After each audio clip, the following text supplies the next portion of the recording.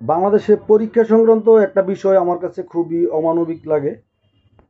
SSC, HSC কিংবা এ ধরনের যে পরীক্ষাগুলো আছে ৩ ঘন্টা ব্যাপী পরীক্ষা দিতে হয়।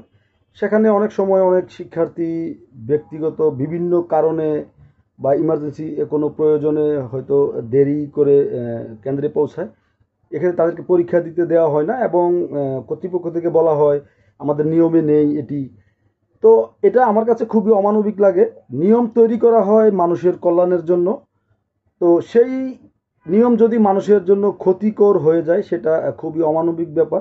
একটা বিষয় খেয়াল করুন, যে পরীক্ষাগুলো আমরা দিতে যাই SSC, SSC, degree, honours masters যাই হোক, এই পরীক্ষাগুলোর জন্য ৩ ঘন্টা সময় নির্ধারিত থাকে।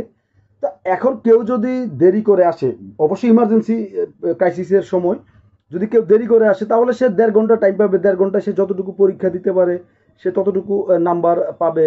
বা পরীক্ষা যদি সে টাইম কাভার করতে না পারে সে ফেল করবে। সিম্পল বিষয়। তো এই জায়গায় নিয়মের ব্যত্যয় বলে একটা শিক্ষার্থীকে পরীক্ষা কেন্দ্রে ঢুকতে দেওয়া হবে না।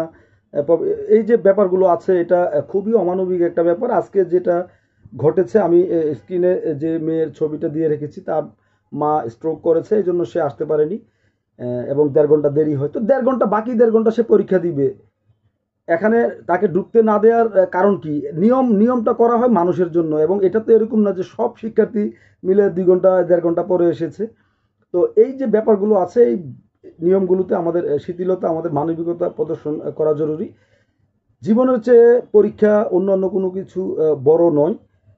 মায়ের অসুস্থতার কারণে যদি সন্তান ঠিক সময়ে পরীক্ষা দিতে আসতে না পারে তাহলে এটা অবশ্যই স্বাভাবিকভাবে মেনে নিতে হবে এবং তাকে উম, পরীক্ষা দেওয়ার সুযোগ করে দিতে হবে। কিন্তু বাংলাদেশে দেখা যায় যে এই ব্যাপারগুলোতে অনেক কঠোরতা দেখানো হয়।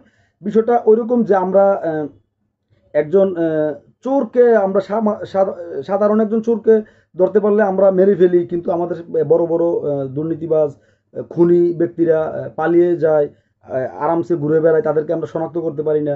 তেমনিভাবে সময়ের যে একটা সময় সংক্রান্ত যে একটা নিয়ম যে এক টাইম মতে আসতে হবে, এই সময়ের লঙ্ঘনটা হলে আমরা তাদেরকে পরীক্ষা কেন্দ্রে ঢুকতে দিই না এবং বের করে দেই।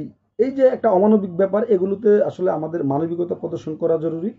এবং আমি মনে করি যে এই নিয়মগুলো ভাঙলে কোনো সমস্যা হয় না। এইসব নিয়মগুলো ভাঙা হলেই বরং কল্যাণ হয় সবার জন্য।